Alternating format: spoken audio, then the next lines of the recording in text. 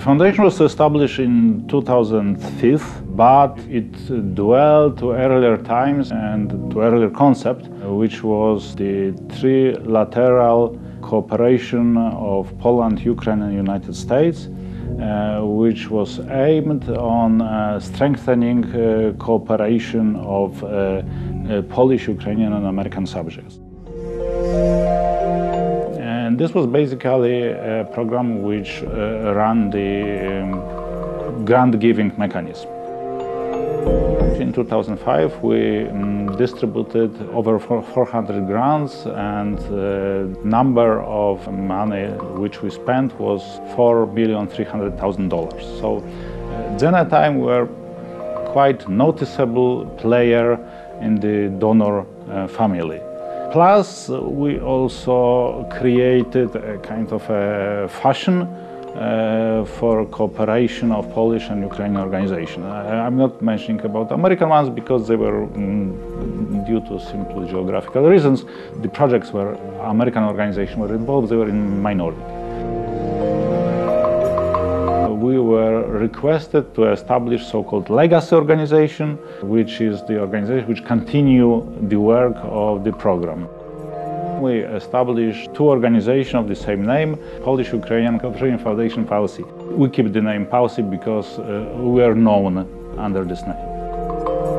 Our mission, which didn't change from this time, so for the last 12 years, it is basically to support any activity in Ukraine which brings Ukraine closer to Europe and Euro-Atlantic community. The vast majority of changes happen with the conflict with Russia. Yeah? So when Russia seized Crimea and stimulated the conflict in Donbass, the outside observers could notice that in Ukraine the pace of changes is basically more rapid than it used to be. With the second Maidan and with the conflict with Russia, the situation has changed because basically there was no other way than to go toward Europe, yeah, and toward Euro-Atlantic community. I'm always saying that President Putin, who verbally always declares his friendship to Ukraine and declares brothership of these two nations, so he made most of any rulers of Russia just to split these two nations. So he succeeded and gave no choice for Ukraine but to go toward Europe. For 3 years we used to do a relatively large European Union supported projects, which was basically on performance budget, so which means another way of planning and executing the budget, not along the line of this, let's say, division on statistical categories, but basically on budget which was linked to some of individual activities. And we did it in Vinnytsia and Cherkasy for 3 years. And when we were doing it, we touched the subject of participatory budget, which means the part of the budget which is basically devoted for the projects which are raised by citizens of particular cities.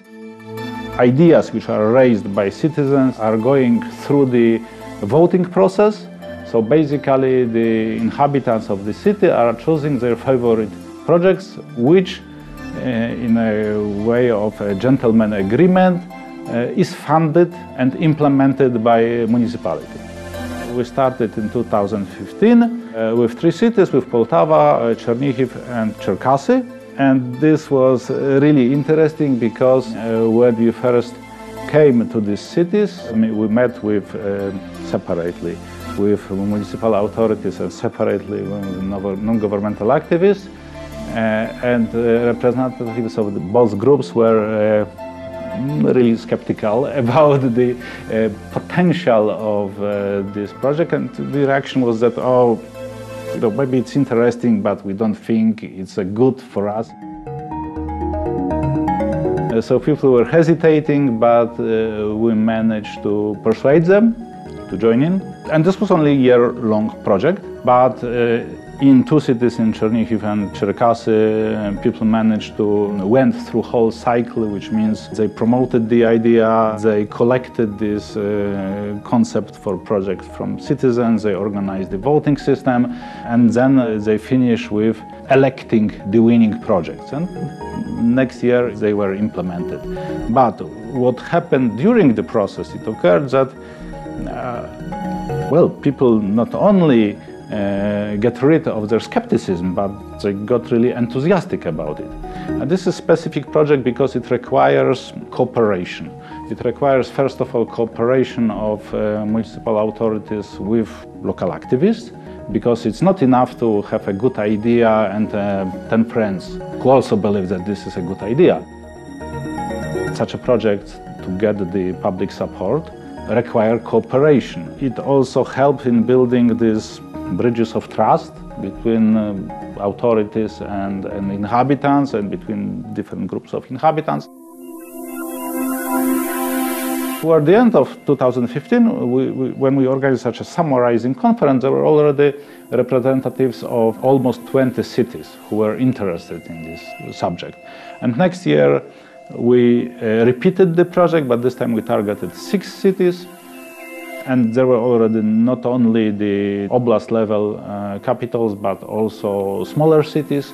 Popularity raised so high that basically every day the phone was ringing in our office in Kiev, and people were calling and asking us if they can join, and formally they couldn't, but we were consulting them how to do it. The ideas, the projects are only, the basis of the conformity with legal system and the conformity with the tasks and duties, which are the tasks and duties of municipality. More or less 1/3 of these ideas is rejected in this way, and the rest of them are going through the voting process, and the voting is either traditional, which means the paper one, there are some formulars and there is this box for voting, but also in electronic way.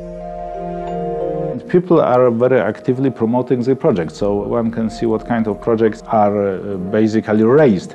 If you'd like to have a wider picture, usually these are projects which are either for some facilities for public leisure, or to make the public space looking better. We can say about sport facilities, but also we can say about the pavements, which are in good shape. We are talking about parks, benches, planting trees, flowers, and so on and so on. And from time to time there are more extravagant projects. I know that in Lviv there are some projects for dog park, which means the place where the owners of dogs, they can safely play with their animals, with their pets. Plus, there is a large part of the projects which focus on improving the service of public facilities. And I mean, in particular, I have in mind schools. In addition to training, we brought people for study visit to Poland, so they could see how it worked in Poland. It is the fine example of cooperation of Poland and Ukraine, because first of all, Polish experts are involved who are coming here for training and seminars. Plus, right now, Ukraine is implementing the Polish model of participatory budget, but still we must say that we were near the cradle of this newborn idea in Ukraine. I heard about the active role of Polish organization in promoting the participatory budget in Georgia, and I also heard about some attempts in Moldova. But this is not the Polish invention, this participatory budget. Actually, it came from Brazil, where it was started in almost 30 years ago in Porto Alegre in Brazil. And then it came to Western Europe. This is the model where the most important is to get support, and the decision is made by open general voting. So it's important to have the relatively high attendance rate at the voting, because then such proposal enjoys the really wide public support.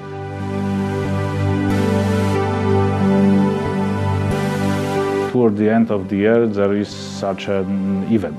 At the beginning it was rather a small event because not very many people knew about the idea.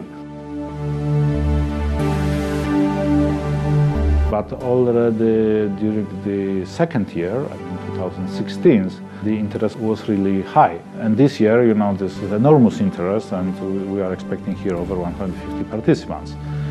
Plus we have participants from countries other than Ukraine and Poland. Which means on the one way this is a place to summarize what we did last year.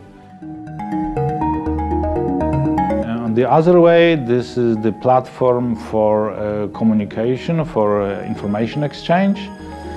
My explanation of the success of the participatory budget is that people expected changes and were ready for changes.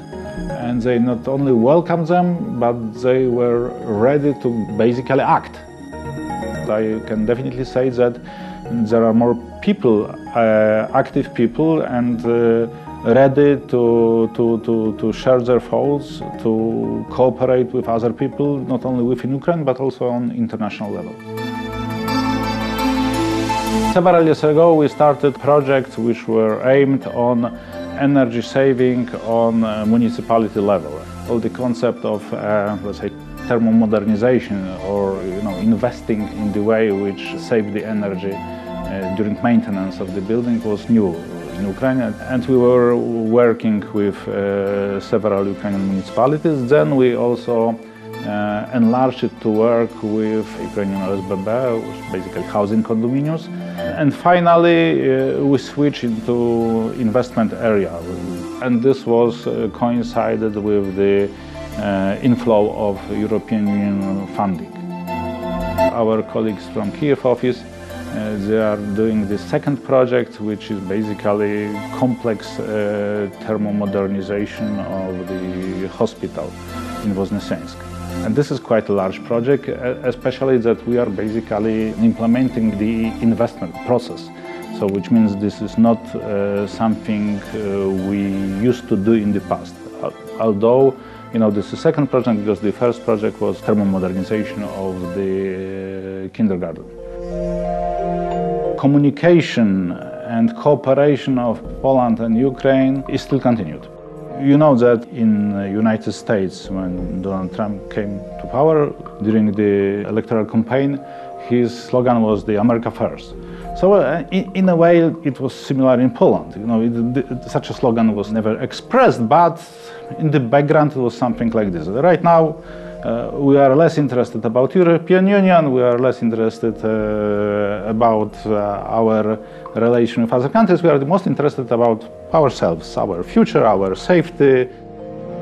Objectively, in Ukraine, during the military conflict, this is the primary issue for all politicians and people of Ukraine. So it is also might lead to the situation that we need cooperation, but we need support in this military conflict and nothing more. Yeah, but still, there are many other channels of cooperation and communication which work, and this is the success for itself. We basically work on a human being level. We facilitate the contacts between Ukrainians and Poles, and we facilitate cooperation. One may say that at the beginning, the Poles were coming as experts to Ukraine. But our progress shows that pretty often these are Ukrainians which acquire the familiarity with the subject of our project, and then they serve as experts. During our first project on participatory budget, there were only Polish experts who came here to train Ukrainian participants. But during the second and third year, there were already Ukrainian experts. So we basically facilitate the openness of Ukraine. The openness in a way that the ability and readiness to exchange thoughts, to exchange opinions, to basically be an active player on international level.